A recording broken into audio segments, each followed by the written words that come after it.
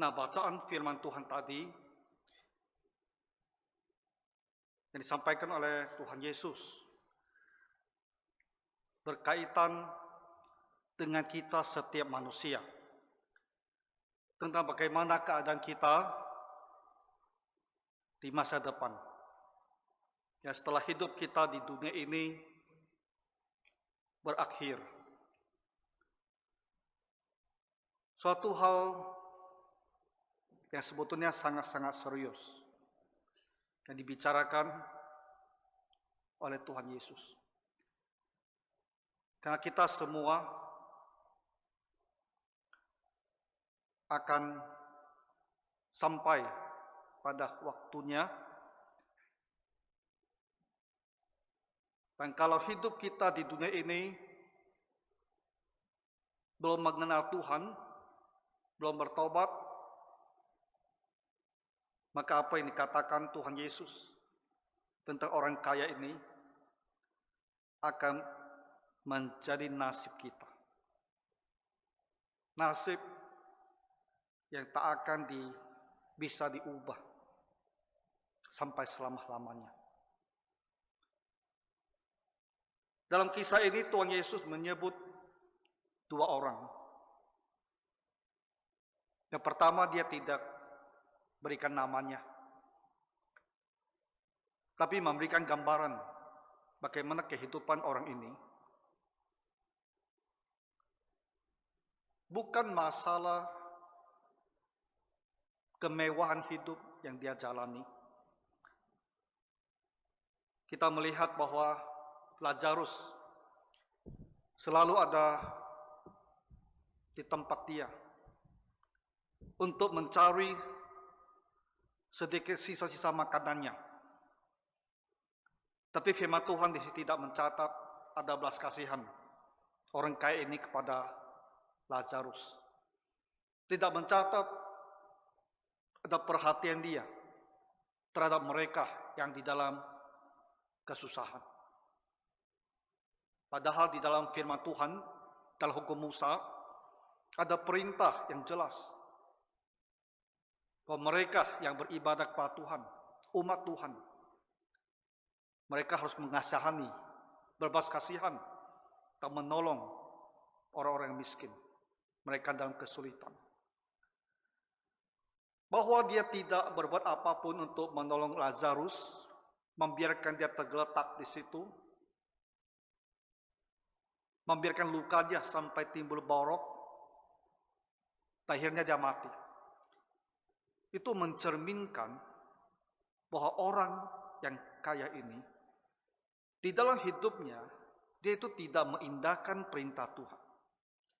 Walaupun dia ada seorang Israel, seorang Yahudi, seorang harusnya mengenal firman Tuhan, tapi dia tidak mempedulikan apa yang Tuhan katakan.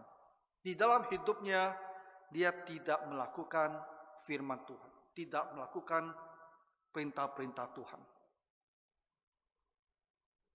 Tapi dia menghabiskan waktu dan seluruh perhatiannya untuk mengumpulkan harta kekayaan, supaya dia bisa menikmati semua yang baik di dalam dunia ini. Hidup untuk diri sendiri, bersukaria di dalam kemewahan. Dia ada gambaran orang yang di dalam hidupnya ini hanya ingin mencari kesukaan hidup, kesenangan hidup, kenikmatan hidup melalui kekayaan. Dan di dalam hatinya itu tidak ada Tuhan. Tentu tidak semua orang kaya seperti itu. Ada orang kaya, tapi mereka mencari Tuhan. Tapi dalam kisah ini, orang kaya tersebut bukanlah orang yang mencari Tuhan. Lazarus bukan karena dia miskin, maka diterima oleh Tuhan juga. Tapi dia seorang yang percaya kepada Tuhan. Di dalam penderitaan dan kesukaran seumur hidupnya, tapi dia tetap setia mengikuti Tuhan. Sehingga nasib kedua orang ini setelah hidup di dunia ini berlalu, itu ternyata amat berbeda. Maka kita membaca bahwa orang kaya ini, dia sampai ke tempat yang kita sebut alam maut, ke tempat mereka yang telah meninggal tanpa Tuhan. Dan penderitanya sedemikian hebat. Kitab suci mengatakan demikian di ayat ke-23. Dia mengatakan ia menderita sengsara di alam maut. Menderita sengsara di alam maut. Ayat ke-24 menggambarkan lebih jelas apa penderitaan yang dia alami. Aku sangat kesakitan dalam nyala api ini. Ternyata tempat penghakiman, tempat penghukuman untuk orang tidak beribadah kepada Tuhan dan menolak Tuhan adalah sebuah tempat penuh dengan sakit, penuh dengan penderitaan di dalam nyala api. Tuhan Yesus menyampaikan hal ini ya supaya kita yang masih hidup mengetahui bagaimana akhir dari manusia. Mudah-mudahan jangan kita sendiri. Akhir bisa saja dari anggota keluarga kita, dari teman-teman, orang-orang yang dekat kepada kita. Bisa saja akhir mereka yang tak bisa diubah sampai selama-lamanya adalah tempat nyala api ini. Saudara-saudara sekalian, hukuman dalam api neraka ini bukan hanya dalam bentuk roh kita. Pada saat kita manusia meninggal, memang yang ada, yang tinggal adalah rohnya. Rohnya pergi ke alam maut. Tapi hukuman yang kekal itu sebenarnya tidak hanya dalam bentuk roh. Kitab suci berbicara tentang kebangkitan orang yang tak beriman. Kebangkitan orang yang tak beribadat kepada Tuhan. Kebangkitan juga orang yang bukan percaya. Tetapi mereka dibangkitkan untuk penghukuman yang kekal di api neraka. Jadi di dalam daging, di dalam tubuh, mereka akan dihukum selama-lamanya. Saya mau mengajak kita untuk melihat beberapa ayat dalam perjanjian lama dan juga dalam perjanjian baru. Bahwa manusia, baik yang beriman maupun yang tidak beriman, semua pada akhir zaman akan dibangkitkan. Hanya mereka dibangkitkan untuk nasib yang berbeda. Jadi mari kita lihat beberapa ayat ini.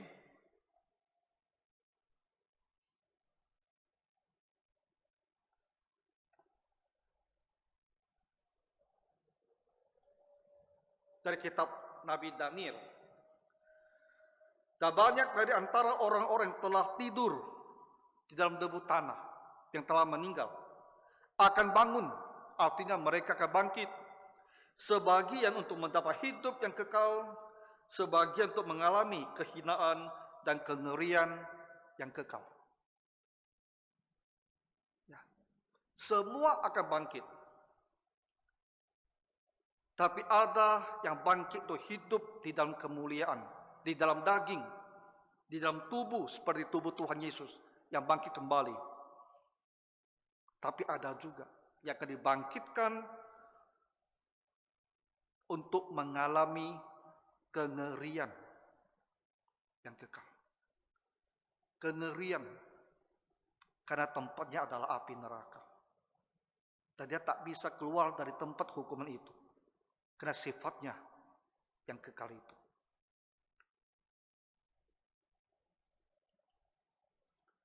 Tuhan Yesus juga mengatakan hal yang sama. Janganlah kamu heran akan hal itu, sebab saatnya akan tiba bahwa semua orang yang di dalam kuburan akan mendengar suaranya.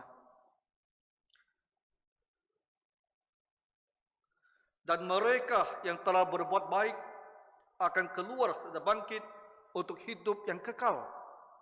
Tapi mereka yang telah berbuat jahat akan bangkit untuk dihukum. Tuhan Yesus juga mengajarkan kebangkitan untuk semua orang.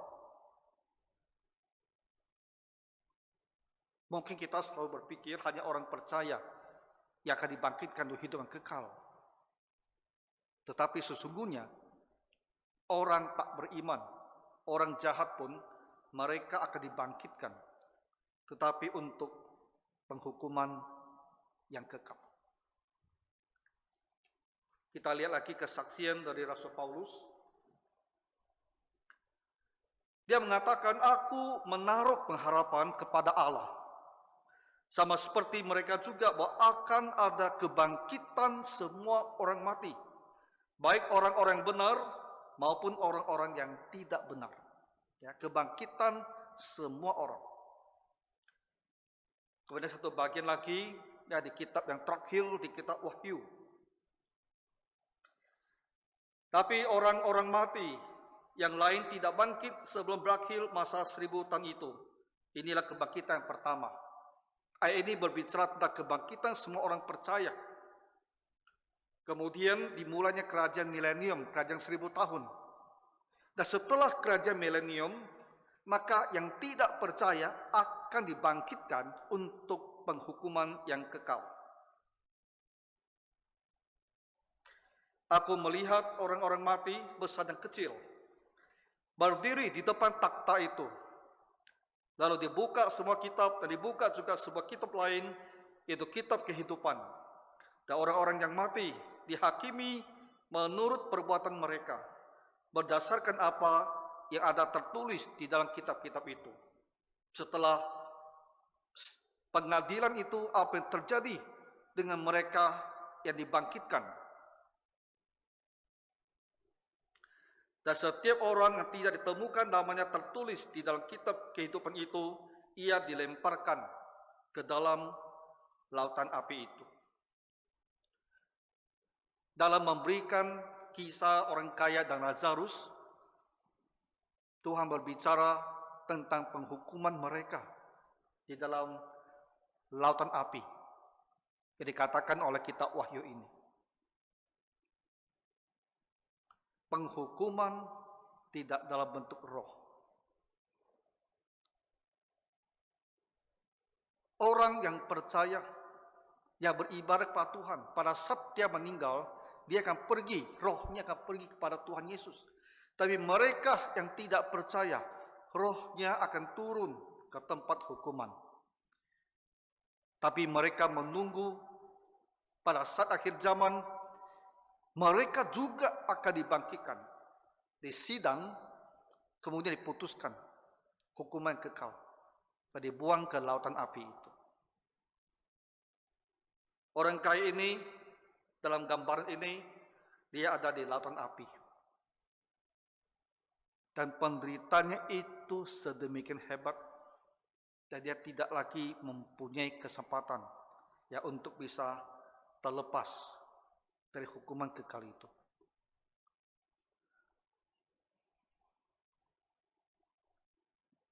Kisah orang ini tercatat di dalam kitab suci. 2000 tahun ini, setiap generasi orang Kristen, dari abad ke abad, orang-orang membaca kisah ini. Karena begitu lamanya manusia membaca kisah hukuman neraka. Pada masa kita sekarang, ada orang yang merasa, untuk apa kita bicarakan lagi api neraka itu? Seolah-olah itulah sesuatu hal yang kolot, yang kuno. Tak ada sangkut pautnya dengan hidup kita pada masa sekarang. Bapak Ibu, jangan berpikir seperti ini. Karena apa? Karena kita semua harus mati. Kalau kita ini bisa hidup 1000 tahun, hidup 10.000 tahun, hidup berlaksa-laksa, dan kita tidak pernah bisa mati, kita bisa abaikan tentang neraka itu.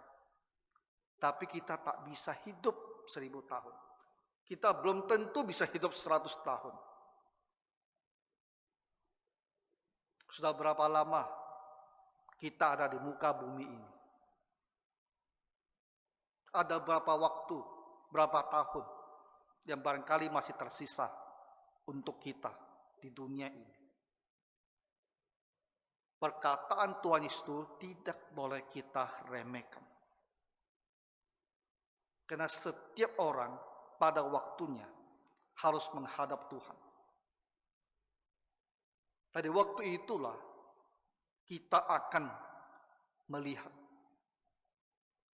Di waktu itulah kita akan menemukan bahwa diri kita ada di api neraka. Kalau di dalam hidup ini kita meninggalkan Tuhan dan kita tidak beribadah kepadanya. Apa yang mau dikatakan oleh orang kaya ini? Dia tahu dia sudah tidak lagi mempunyai kesempatan. Maka dia mempunyai sebuah permohonan bahwa dia masih mempunyai 5 orang saudara. 5 orang saudara yang masih hidup. Dan dia ingin sekali jangan sampai ke-5 saudaranya ini karena tidak bertobat, nanti mereka juga berakhir di tempat yang sama seperti dia. Keinginan dia begitu besar supaya saudara-saudaranya bisa diselamatkan. Ini sebetulnya mencerminkan keinginannya untuk dirinya sendiri. Betapa dia mengharapkan kalau saja dia masih bisa bertobat. Tapi dia tak bisa lagi bertobat. Waktu dia bertobat sudah berlalu. Dia tak bisa lagi bertobat. Dia sudah sampai di tempat penghukuman. Dia tak bisa lagi keluar dari situ. Maka hal terbaik dia yang di dalam hidup ini, orang yang miskin saja dia telantarkan, dia tidak peduli. Sekarang dia berubah hatinya. Timbul belas kasihan kalau saudara-saudaranya harus juga datang ke tempat penghukuman ini. Tapi semua perubahan dalam hatinya ini tidak akan bisa membantu dia. Tak akan bisa menolong dia. Dia sudah tidak mempunyai kesempatan. Walaupun dia begitu ingin, kalau saja dia bisa bertobat dan keluar dari tempat api neraka ini. Saudara-saudara sekalian,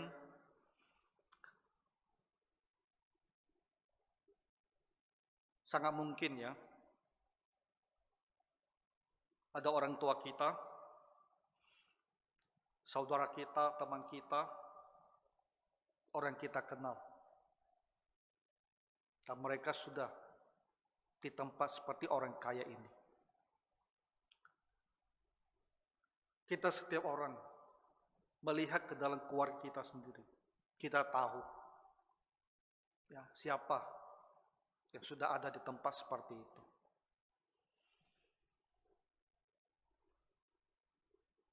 Kadang-kadang juga adalah baik ya, buat dalam diri kita ini, dalam jiwa kita ini, tidak mempunyai kepekaan yang sedemikian dalam terhadap penderitaan. Kalau kita mempunyai hati yang sedemikian peka, menyesali, merasakan penderitaan mereka yang sekarang ada di sana. Dan mereka adalah keluarga kita. Bisa-bisa kita tidak sanggup menanggungnya. Saya rasa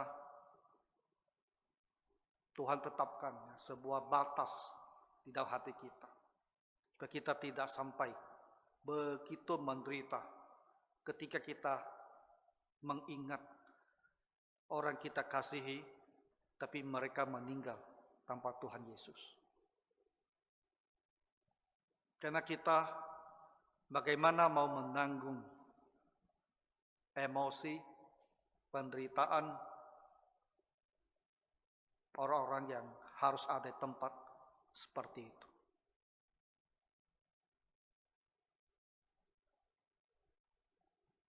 Kalau ada di antara kita yang belum sepenuh hati mau ikut Tuhan Yesus, sepenuh hati mau bertobat,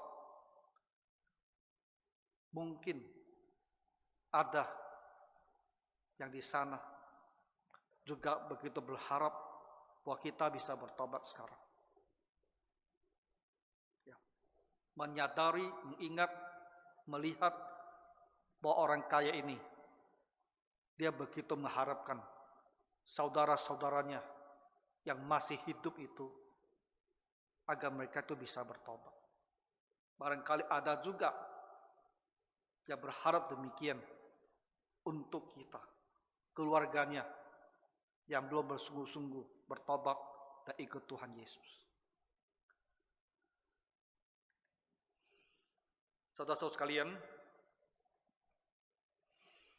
jangan kita terus berpikir, harus saya melihat sebuah mujizat, barulah saya akan bisa yakin bahwa Tuhan Yesus adalah juru selamat dunia. Barulah saya bisa yakin bahwa dia matinya di kayu salib itu adalah untuk menggantikan saya dihukum. Bahwa dia telah mengucurkan darahnya untuk membersihkan kita dari segala dosa. Dan kita berpikir, aku harus melihat mujizat. Dari dalam arogansi kita dan kebodohan kita berkata, kalau Tuhan menampakkan diri, barulah aku mau percaya kepadanya. Dan kita berkata seperti ini. Karena orang kaya ini juga punya pikiran demikian. Dia meminta kalau Lazarus yang sudah mati ini bisa juga dibangkitkan saat itu, dan dia pergi dan bertemu dengan saudara-saudaranya. Dia yakin saudara-saudaranya akan bertobat dan percaya pada Tuhan Yesus. Tapi tidak demikian. Karena firman Tuhan berkata, sekalipun ada orang yang mati dan bangkit, mereka juga tidak mau percaya. Mujizat tidak bisa membuat orang bertobat. Bukankah Tuhan Yesus bangkit dari kematian?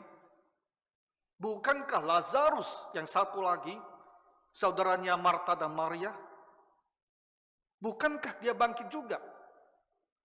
Besok saya mau khotbah tentang pemuda Nain, ini bangkitkan. Bukankah pemuda itu juga dibangkitkan di gerbang pintu kota kami? Tapi siapa yang bertobat melihat kebangkitan itu? Ketika Tuhan Yesus disalibkan, siapa yang ada di situ? Mereka juga tak percaya ketika melihat kebangkitan. Kita jangan berpikir, aku harus mengalami sesuatu yang adikodrati, barulah saya yakin dan percaya. Firman Tuhan berkata, pada mereka ada kitab Musa dan kitab nabi-nabi. Artinya pada kita ada firman Tuhan. Kita harus membaca firman Tuhan ini dan percaya. Kita harus membaca firman Tuhan ini dan mengetahui tentang siapa Tuhan Yesus. Apa yang dia lakukan, dan apa yang diajarkan, dan apa yang dia perbuat untuk kita. Dan kita percaya kepadanya. Ya percaya kepada apa yang telah tertulis. Bukan menunggu adanya mujizat. Jadi apa yang kita bicarakan di malam hari ini,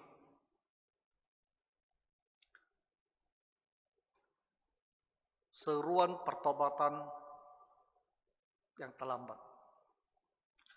Menggambarkan orang kaya ini. Dia ingin bisa bertobat, tapi dia tak bisa bertobat lagi. Dia ingin bertobat, tapi dia tidak lagi mempunyai kesempatan untuk bertobat. Karena Ibrani 9 ayat 27 mengatakan, kita hidup hanya satu kali saja. Setelah mati, penghakiman. Setelah mati, tak ada kesempatan. Ketika kita masih hidup, itulah kesempatan kita. Akhir kata, saudara-saudara sekalian, saya percaya neraka itu sungguh-sungguh ada. Dan kita tidak boleh berakhir di neraka. Kalaupun kita saat ini masih muda dan sehat, mungkin kita hidup 40-50 tahun lagi. Setelah 50 tahun, 60 tahun, atau 80 tahun sekalipun, kita tak boleh nantinya berakhir di api neraka itu. Tuhan Yesus sudah ingatkan kita, ada tempat penghukuman demikian. Maka kita harus percaya kepada Tuhan Yesus, merendahkan diri, dan minta Tuhan mengampuni kita, supaya kita bisa terlepas dari hukuman yang akan datang. Nah, bagi kita yang telah percaya, marilah kita hidup sungguh-sungguh, sebagai bukti bahwa kita telah bertobat sungguh-sungguh. Selalu beritakan Injil ini kepada semua keluarga kita, agar mereka jangan sampai tidak percaya, dan untuk kekal selamanya berakhir dalam penderitaan api neraka. Tuhan kiranya menolong kita semua. Mari kita berdoa. Tuhan Bapa Surgawi, kami berterima kasih karena Engkau melepaskan kami dari hukuman yang akan datang. Bantulah kami Tuhan untuk bertobat dan kembali kepadamu, supaya kami nantinya dibangkitkan untuk kemuliaan, untuk hidup yang kekal, dan bukan untuk kengerian yang kekal itu. Bantulah semua yang hadir di malam hari ini, semua yang mendengarkan firman-Mu ini, untuk bertobat sungguh-sungguh dan percaya. Dalam nama Tuhan Yesus kami berdoa. Amin.